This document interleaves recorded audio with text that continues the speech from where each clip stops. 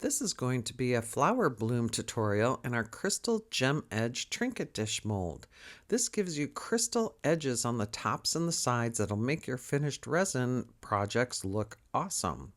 I started off using JDiction high gloss resin with pure copper mica from Art Pro and Cepheus copper ultrafine glitter. I used approximately 2.21 ounces to fill the crystal edges. You need to fill the crystal edges before you move on to the flower bloom part. Here I'm using 2 pipettes, letting one fill while I'm using the other to pour. I do this because I'm not very good at pouring from a cup. I tend to make a mess of things. So this pipette method allows me to get the resin into the little crevices of the crystal edges. And we made this mold. The 2.21 ounces takes it right up to the base, that square base. It'll fill the crystal edges on the top and the sides of the piece. And this is our single crystal gem edge trinket dish mold. We also have a double one that works a little bit differently. I'm using a little silicone tool there to make sure it gets into the edges and pushing in on the edges to make sure it gets into all the crevices. Now it's moving on to the flower bloom part. I'm using JDiction low viscosity resin, which heated up really fast. It's approximately 3.5 ounces of clear resin for the bloom part and 0.68 ounces or 20 mils for the white. I used 2 drops of Castin Craft white pigment paste for the white.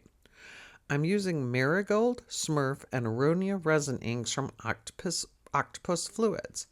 I start off by putting the glitter in the center, glitter in the crushed glass, and dropping the Marigold in circles around that. I then add the Smurf on top of the yellow, again just in a circular pattern. Then I use the Aronia, which is a purple, around the edges of that.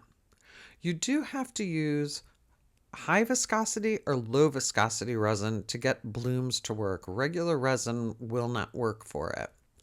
Here, and because it heated up to almost 37 degrees Celsius, the colors don't dissipate. I was trying to think of the word there. And here I'm just swirling the colors together using the silicone brush just to blend them a little bit.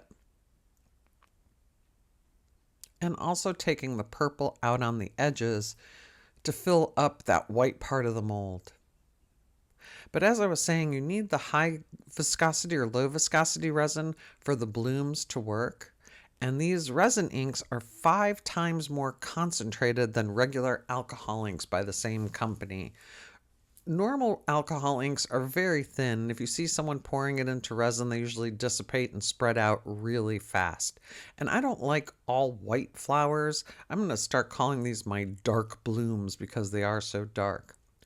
I'm now taking the white, which is in a piping bag, and instead of drawing circles, for some reason I do these squiggles. I just started doing this with my blooms. I have no idea why, but the process is working, so I'll keep doing it. I really don't need to go out on the copper area there because it won't show. So I just make sure in those deep, deep color areas I am getting enough white.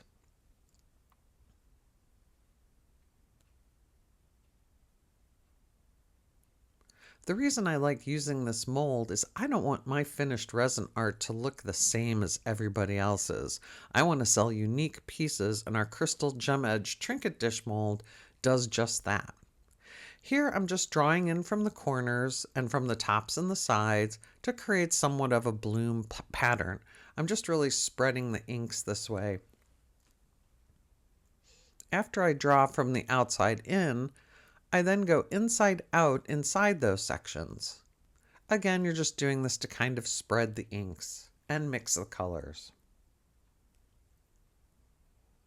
While you do need the low viscosity or high viscosity resin for the flower bloom, for the crystal edges, I just use JDiction high gloss resin, and for the back, I'll also just be using high gloss resin, which is a normal 1-to-1 resin. You really don't need the high viscosity or low viscosity just to do simple pours. After that's done, after it's cured, I go in with some interference blue mica powder by Pearl X. I used this in my previous video for a bloom in one of our crystal edge molds, and it worked beautifully. There was such a glow behind it. But because these colors are so deep and I have the copper edges, I don't think the interference powder really did anything for this pour. So this is probably a step I could have just skipped, but I've been doing it and had success with it, so I just decided to do it on this one. And you don't need to go out to the edges because, again, the copper's there and you're not going to see through it.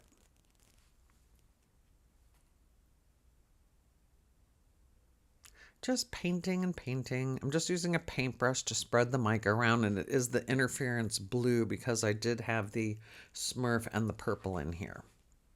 For the back, again, I said I'm going to mix up some JDiction High Gloss Resin. It's a 1-to-1 resin with some black pearl mica from Art Pro and Let's Resin Laser Black Ultra Fine Glitter Powder.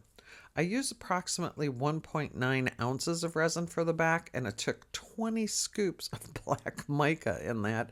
It was probably because the mica powder is not as dense as using a pigment paste, which I'll start using in the future.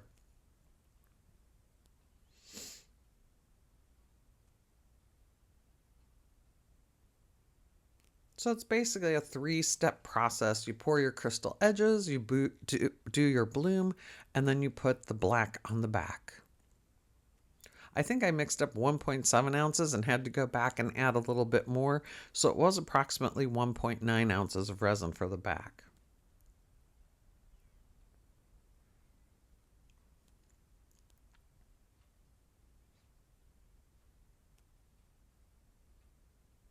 Once that is cured, it's time to demold.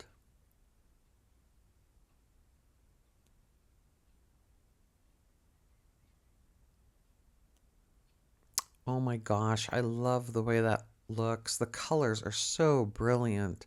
You have to let us know what you think about it in the comments below.